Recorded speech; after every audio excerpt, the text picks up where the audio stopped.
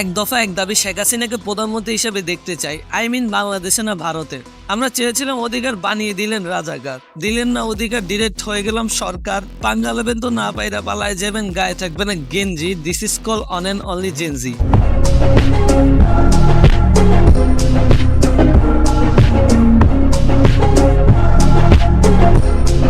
গোপালগঞ্জেতে সূর্য উঠেছে, পুক্কিলাল পুক্কিলাল পুক্কিলাল। তো হোয়াটসঅ্যাপ বাজান, this is Bhaijaan and welcome back to ভাইজানের এলাকা। তো কেমন আছো সবাই?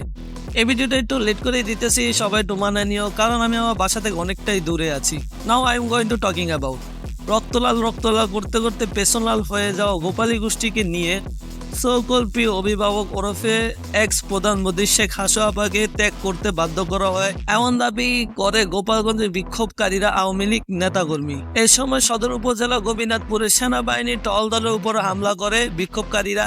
এতে আহত হয় সেনা কর্মকর্তা, সংবাদকর্মী ও সাধারণ মানুষ সহ 15 জন। বিক্ষোভকারীরা গোপালগঞ্জে ঢাকা মহাসড়কে অবরোধ করে রাখে। পরিস্থিতি নিয়ন্ত্রণ করতে সেনাবাহিনীর দুটি টহল দল ঘটনাস্থলে পৌঁছায়। এই সময় উত্তেজিত বিক্ষোভকারীরা ইট পাক্কেল মারতে থাকে, প্লাস দেশীয় অস্ত্র দিয়ে টহল দল আর্মি সদস্যদের উপর আঘাত করলে 3 জন অফিসার, একজন জুনিয়র কমিশনার অফিসার ও 5 জন সেনা সদস্য আহত হয়। পুড়িয়ে দেওয়া হয় সেনাবাহিনী একটি গাড়ি এবং ভাঙচুর করা হয় আরো 2টি গাড়ি, এবং রাস্তায় চলমান পরিবহন এবং অ্যাম্বুলেন্সের উপরে হামলা করা হয়। এখন বলবেন না তারপরে কি আছে?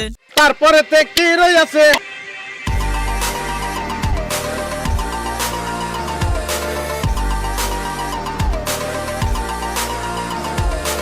এই ভিডিওটি একটি চ্যানেল থেকে ইন্সপায়ার হয়ে বানানো।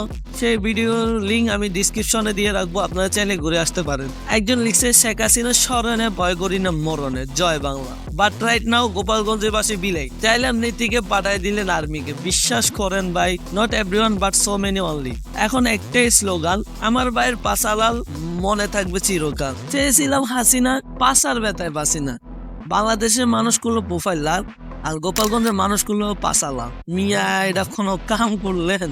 বাট আফসোস, বিশেষ লীগের লোকেরা এ কয়েকদিন খালি আগুন ভাঙচুর ও চুরি ডাকাতি পোস্ট দেওয়া এবং শেয়ার করতে ব্যস্ত থাকলেও সেনাবাহিনীর উপর হামলা করা বা গাড়ি ভাঙচুর করা নিয়ে কোনো কথা বললেন না। নীরব কেন বুঝলাম না। না বুঝলেও ভালো করে বুঝি, তলে তলে টেম্পো চলে, মানে গভীর চক্রান্ত চলে। ইতিমধ্যে চক্রান্ত যে থেমে নাই, এটাও তার উজ্জ্বল দৃষ্টান্ত। 3 শতাধিক মানুষকে সীমান্তে জড়ো করলেন আওয়ামী লীগ নেতারা।